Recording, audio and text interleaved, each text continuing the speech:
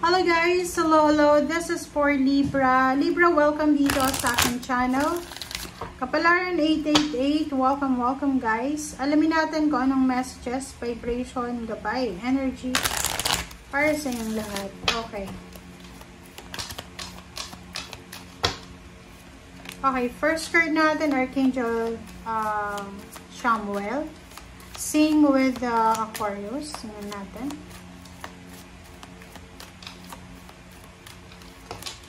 Oops, sorry.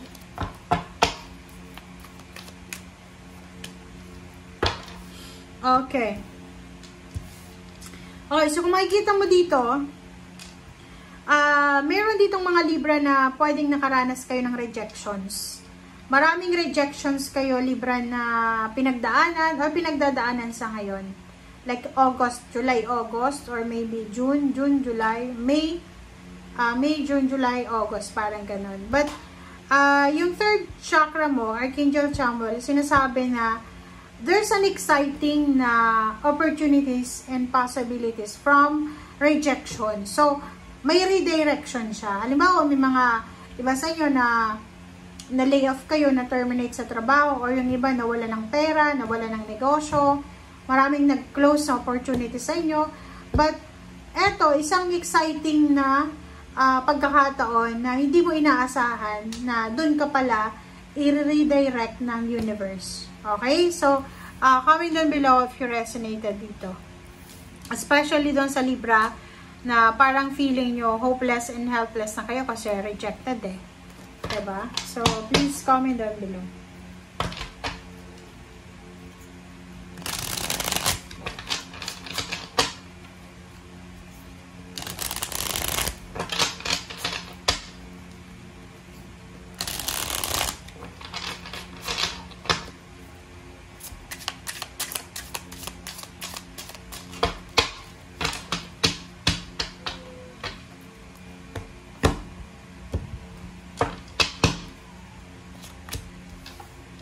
Okay, first card natin is Knight of Pentacles. Pasensya na guys sa sugat ko. Nasugatan ako ng cards eh. Okay, Knight of Pentacles, Four of Wands, and Page of Cups. Wow, the Moon, and Knight of Cups. So, ang nakikita ko sir dito, Two of Pentacles. May nakikita tayo dito na there's a good news about money. Para sa pamilya. So, Libra, kung halimbawa na ikaw ay parent or ikaw anak, meron kayo na posibleng balita na matatanggap sa kapamilya nyo na posibleng magdadala sa inyo ng selebrasyon ng disability. Parang ganon. So, for example, yung anak mo natanggap sa trabaho, na-promote siya, uuwi na siya from other country, magdidespedida party kayo, may kakasal, or kung ano man siya na good news, or pwedeng yung anak mo nakahanap siya ng relationship na yun talaga yung relationship na gustong-gusto mo para sa kanya. And Page of Cups, sinasabi ng bara, hindi lang pera ang posibleng darating sa'yo, or hindi lang about sa money ang posibleng darating na balita sa'yo, Libra. There's a good news also na pwedeng apektado yung emotion mo. Okay?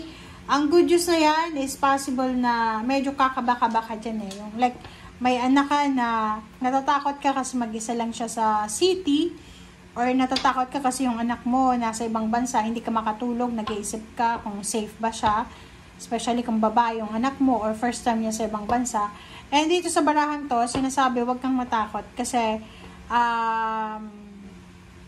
yun nga, yung pamilya mo ay unti-unti kayong makaka-recover emotionally and financially sa kung ano man na kailangan ng recovery.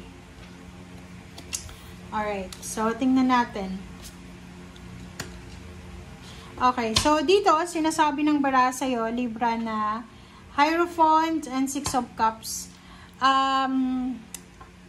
Siguro nagre-reminisce ka.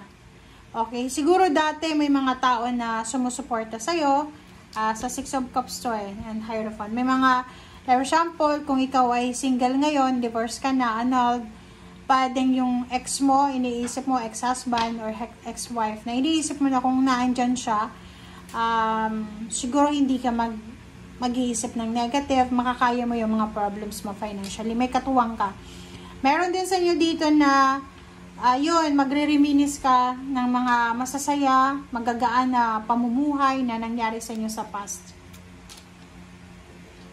Okay, Page of Pentacles and Five of Pentacles. So, dito sa barahan to, sinasabi ng barahan na huwag kang mag-aalala tungkol sa pera, Libra, kasi kung ano man ang financial problems mo sa ngayon, ano man na problema sa health, na pwedeng hindi ka nakakapagtrabaho, pwedeng ganun may hindi nakakapagtrabaho, kaya namumroblema sa pera kasi walang sweldo. So, sinasabi ng barahan, huwag kang mag-alala, kasi there's a good news coming about money na posibleng makakatulong sa'yo para maging masaya ka, maging kontento ka sa kung ano man na pangarap mo para sa pamilya.